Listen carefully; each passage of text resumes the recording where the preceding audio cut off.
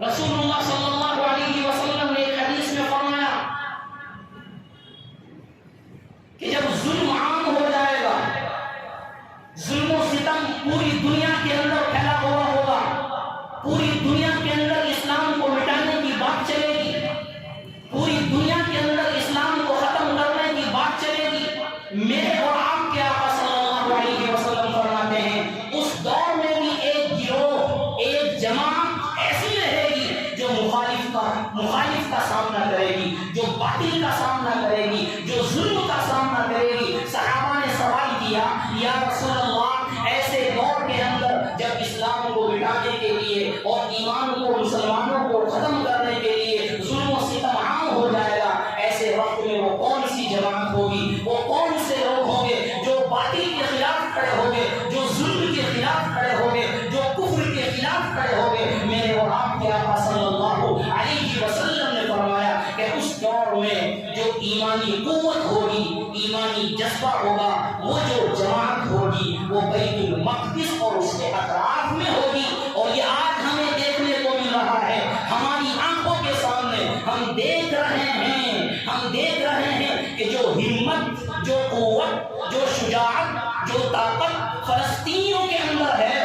کاش کہ وہ ہمارے اندر طاقت آ جاتی، کاش کہ وہ ہمارے اندر جذبہ آ جاتا، کاش وہ ہمارے اندر صلاحیت آ جاتی۔ چائنا میں ہر چیز کو پیدا کر سکتی ہے، ہر چیز کی سہولت دے سکتی ہے، لیکن ایمانی قوت اور طاقت اور شجاعت چائنا پیدا نہیں کر سکتی۔ شجاعت اگر پیدا کر سکتی ہے تو وہ قرآن پیدا کر سکتی ہے، طاقت اگر پیدا کر سکتی ہے وہ صحابہ کی زندگی پیدا کر سکتی ہے، اور فلسطینیوں نے وہ کر کر دکھایا ہے۔ ابھی نہیں، پچھلے 75 سالوں سے ظلم سہ رہے ہیں، ہمیں تو ابھی معلوم ہوا ہے یہ کی لڑائی ہے، یہ کوئی تازہ لڑائی نہیں ہے، یہ کوئی 8 دن کی لڑائی نہیں ہے، یہ کوئی 10 دن کی لڑائی نہیں ہے۔ پچھلے 75 سال اور اس سے پہلے مصرع الدین ایوبی کے زمانے میں تاریخ یہ لڑائی چلتی آ رہی ہے، یہ کوئی اب کی تاریخ نہیں ہے۔ ظلم و ستم کیا جا رہا ہے، لیکن وہ ظلم و ستم کا ڈٹ کر مقابلہ کر رہا ہے۔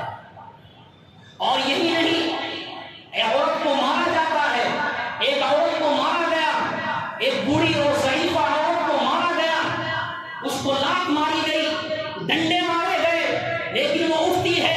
اور کیا کہتی ہے؟ بیت المقدس کی طرف انگلی کر کر کہتی ہے، اے بیت المقدس، میں تجھے گواہ بنا کر، میں تجھے گواہ بناتی ہوں، مجھے تجھ سے محبت ہے، تجھ سے عقیدت ہے، تجھ سے عشق ہے، میں تجھے گواہ بناتی ہوں، جب تک میری زندگی ہے، جب تک میرے جسم کے اندر سانس ہے، میں تیری حفاظت کرتی رہوں گی، تو گواہ رہنا، خود کو خدا کے سامنے میری پیشی ہوگی، میرے اعمال اس قابل نہیں، لیکن میں خدا کے سامنے یہ کہہ سکوں گی، اے اللہ، میں نے تیرے گھر بیت المقدس کی حفاظت کی ہے، میں نے تیرے گھر بیت المقدس کی حفاظت کی ہے، بیت المقدس مسجد اقصی کی حفاظت میں اپنی جان کو قربان کیا ہے، وہ گواہ بنا کر کہتی ہے۔ لیکن افسوس افسوس، صحابہ اکرام 313 ہونے کے باوجود، 313 ہونے کے باوجود طاقت، قوت، شجاعت لے کر ہزاروں کے مقابلے میں نکل پڑے، لیکن آج کیا فرق رہے گا؟ یہ کیا دن دیکھنا پڑ رہا ہے؟ رسول اللہ صلی اللہ علیہ وسلم کے سامنے ایک صحابی نے عرض کیا، یا رسول اللہ، مسجد اقصی میں نماز کی فضیلت کیا ہے؟ میرے آقا صلی اللہ علیہ وسلم نے فرمایا کہ 500 نماز اور 1000 نماز ایک روایت کے مطابق ہے۔ صحابہ نے سوال کیا، یا رسول اللہ، اگر کسی کی ہمت اور طاقت نہ ہو کہ وہاں پر نماز پڑھ سکے تو کیا کرنا چاہیے؟ کیا کرنا چاہیے؟ میرے اور آپ کے آقا صلی اللہ علیہ وسلم فرماتے ہیں، صحیح حدیث ہے، ساری کتابوں کے اندر لکھی ہے، میرے اور آپ کے آقا صلی اللہ علیہ وسلم فرماتے ہیں، اگر تم نماز نہیں پڑھ سکتے، وہاں نہیں جا سکتے، تو تمہارے گھر کے اندر اگر تیل موجود ہوگا، اس تیل کو چراغ جلانے کے لیے مسجد اقصی میں بھیج دینا، تاکہ وہاں پر روشنی ہو جائے۔ مقصد کیا ہے؟ مطلب کیا ہے؟ مطلب اس حدیث کا یہ ہے کہ تم چاہے کہیں پر بھی رہنے والے ہو، تم مشرق میں رہنے والے ہو، تمہارا تعلق بیت المقدس سے ہو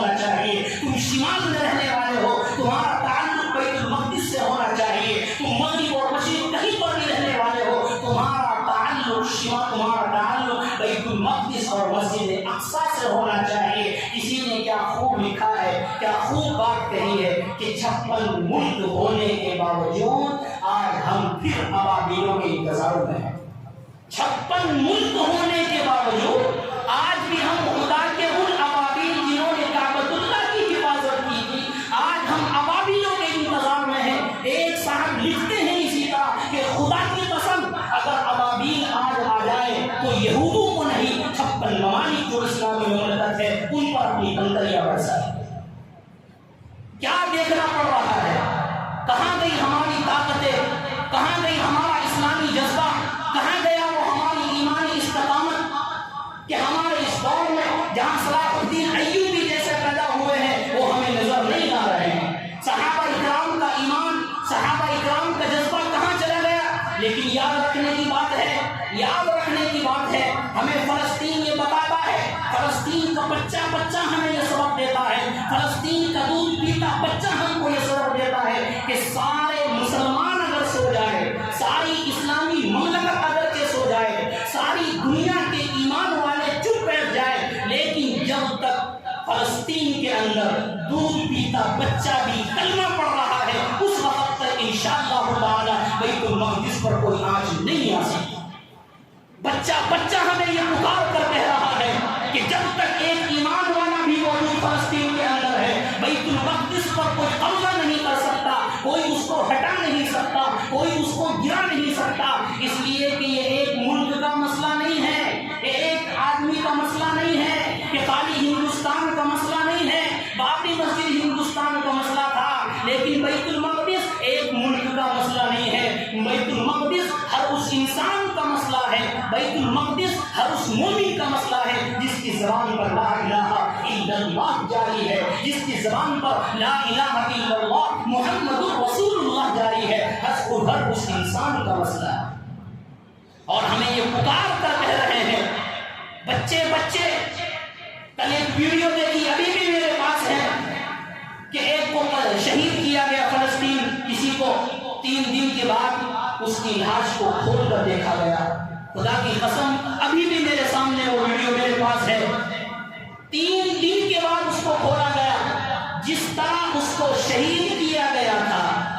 جس کیفیت کے ساتھ اس کو شہید کیا گیا تھا، بالکل اسی طرح اس سے خون تر و تازہ نکل رہا ہے، اس کا چہرہ خوشی خوشی دیکھا جا رہا ہے۔ وہ ویڈیو بنانے والا جس نے ویڈیو بھیجی اس کے الفاظ سنیے، وہ عربی میں بول رہا ہے جس کا ترجمہ یہ ہے، وہ یہ کہہ رہا ہے کہ میں نے آج تک کتابوں کے اندر پڑھا تھا کہ جو شہید ہوتے ہیں ان کے جسم سے خوشبو آتی ہے، میں نے کتابوں میں پڑھا تھا کہ امام بخاری کی قبر سے خوشبو آئی، میں نے کتابوں کے اندر پڑھا تھا امام احمد بن حنبل کی قبر سے خوشبو آئی، لیکن میں نے کتابوں کے اندر پڑھا تھا فلاں بزرگ کی اس سے خوشبو آئی، لیکن خدا کی قسم میں آج تک سنتا تھا، آج میں نے اپنی آنکھوں سے دیکھ لیا، میرے سامنے یہ لاش پڑی ہے، وہ ویڈیو میں دکھا رہا ہے اور خوشبو آ رہی ہے۔ مجھے مشک کی یہ اعلان کر دیا کہ اس دور میں جہاں امام بخاری کی قبر سے خوشبو آئی، حضرت مشاطہ کی قبر سے خوشبو آئی، فلسطین کے اندر ہونے والے شہید، اپنے ایمان کو بچا کر جانے والے شہید اللہ کے یہاں کیا مقام رکھتے ہیں۔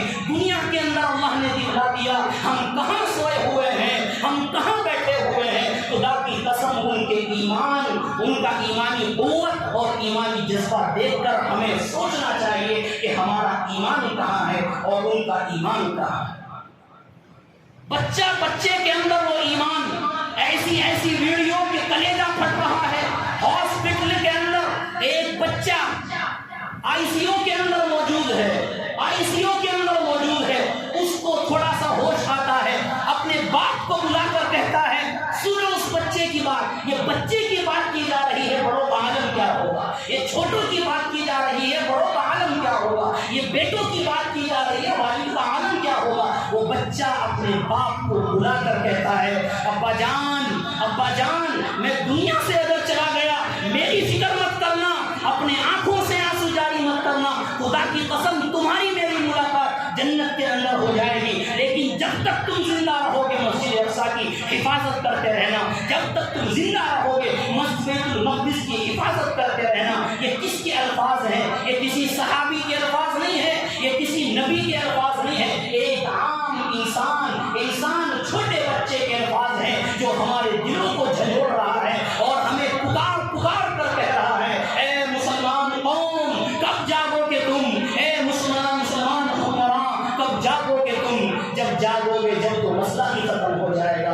جاگو گے، لیکن ہمیں یقین رکھنا ہے کہ جب تک ایمانی قوت والے موجود ہے انشاءاللہ تعالی بیت المقدس پر کوئی آنچ نہیں آئے گی۔ بیت المقدس پہلے بھی مسلمانوں کا تھا، آج بھی مسلمانوں کا ہے، اور تا قیامت انشاءاللہ مسلمانوں کا رہے گا، اور اس پر کوئی آنچ نہیں آئے گی۔ ہم سب کا فریضہ بنتا ہے کہ ہم ان کے واسطے دعائیں کریں، ہم ان کے واسطے گڑگڑائیں، راتوں کو تہجدوں کے اندر انفرادی طور پر اجتماعی طور پر ہم ان کے لیے دعائیں کریں اور ان کے واسطے دعائیں مانگیں۔ یہی ہمارا حق ہے اور یہی ہمارا فریضہ ہے۔ اللہ ہم سب کو عمل کرنے کی توفیق عطا فرمائے۔ واخر دعوانا